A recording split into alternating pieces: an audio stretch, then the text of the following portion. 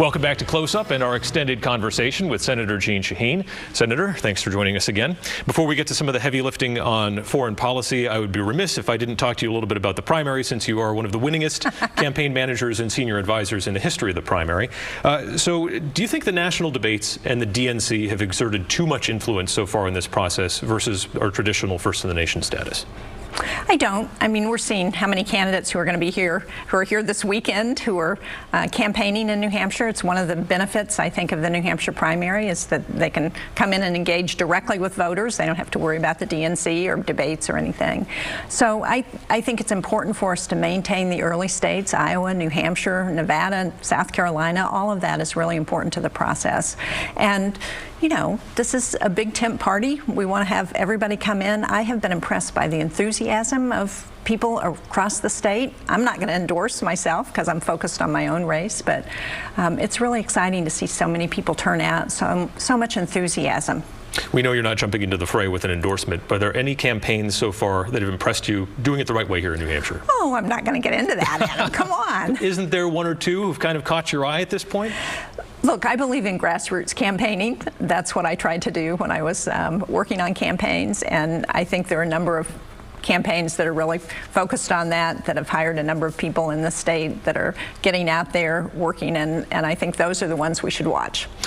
Do you think the Democratic Party has a winning argument going right now if two of the top candidates are having a policy debate about something from the 1970s busing?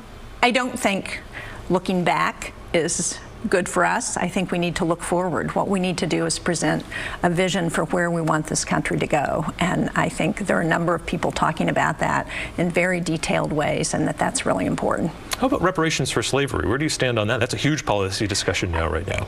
It is, and I haven't looked at the issue enough to really be able to answer how I feel about it. I think, as you know, when I was governor, we finally brought a Martin Luther King holiday to New Hampshire. New Hampshire had been one of the last states to do that.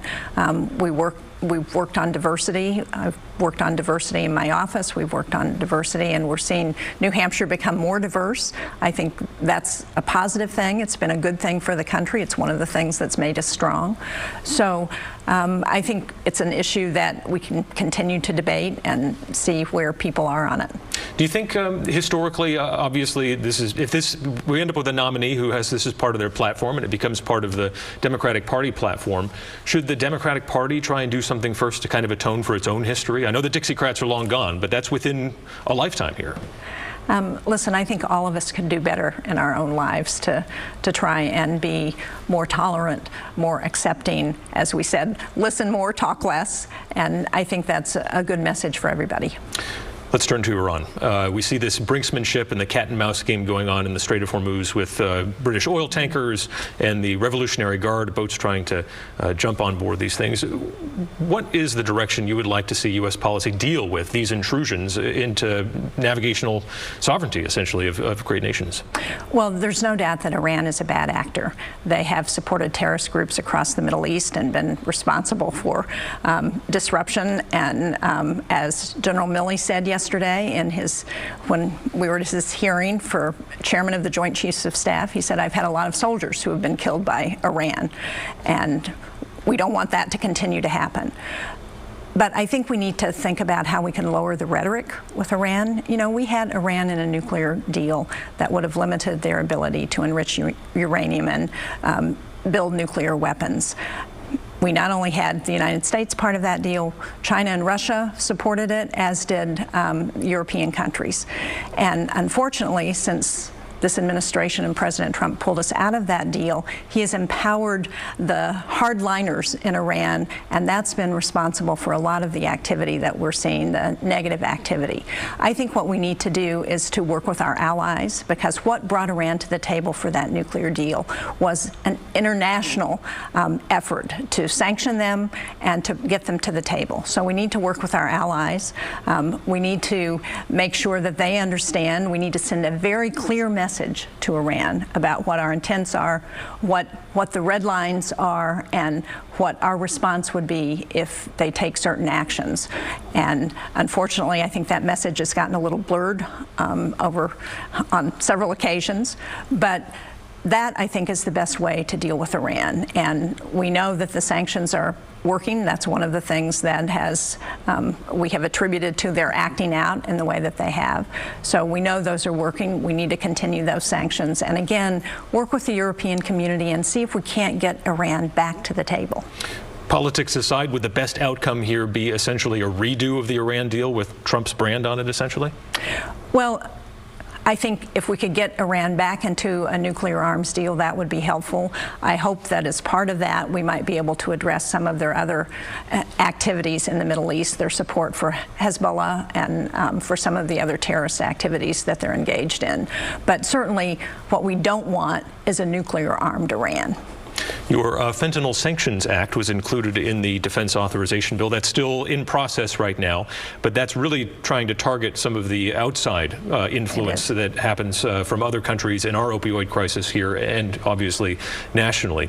I'm curious, though, what you think in terms of so much of this we see coming from Mexico. Is there an opportunity in some way for the U.S. to be more aggressive in trying to stop the flow of drugs from Central and South America? I think there is. We had Admiral Fowler before the Armed Services Committee this week, and he's the head of SOUTHCOM, the command that deals with Central and South America. And we talked to him about what they're doing to try and do more to interdict drugs. And sadly, they're seeing a lot more opportunities for drug interdiction than they're able to do because they don't have the resources. So providing more resources to them so that they can better operate with our Coast Guard to do that interdiction is important. Also, working harder with Mexico and with Colombia, who has been responsible for some of these drugs, illicit drugs coming into the United States, with China. China finally has said that they're going to begin to address fentanyl that gets shipped in through the Postal Service, and we've worked hard to try and address that and shut that down. But we need to work more with those countries of origin where these drugs are coming from, and we need to do more, frankly, on prevention. That's why my Turn the Tide legislation to try and prioritize prevention, I think, is really important. We've been talking a lot about the migrant crisis on this program over the last few weeks. I'm curious, for your perspective, do you think this is a function, and the problems we see with the lack of access to, toothbrushes and soap and things like that, is this more to do with the fact that there are just so many people showing up on the southern border of the United States, or is this a function of the president's policy, essentially? Well, I think it's a combination of things. I think the president's policies have clearly not slowed down the migrants coming into the United States, and so that's not working. So we need to look at what might work. We need to address the separation of families at the border. I think nobody thinks that's a good idea, and we should stop that. We need to provide the humanitarian assistance that children in particular need. That's why I supported the legislation that we passed several weeks ago to do that. But I think we need to also go down and look at what's happening in those Central American countries where most of the migrants are coming from. Guatemala, Honduras, those countries are, and El Salvador, those countries are where the migrants are coming, and they're coming because they can't find jobs, because of gangs that are operating there, and there are horrible stories if you talk to some of the migrants about what's happened to their families and why they've fled to the United States. And one of the things, I was in the Senate when the last crisis we had on our southern border in 2013 and 14, and what we did was we worked with those Central American countries. We provided assistance to them. We worked with them to get the message out to people in their countries about why they should not come to the United States because of that they were not going to get asylum unless they had legitimately qualified for that asylum. And we provided assistance to those countries to try and address some of the problems that they're experiencing that mean that people want to leave. I think we've got to do a whole combination of things. Senator Jeanne Shaheen, thank you for joining us on Close Up. Always nice to be here. We appreciate your time.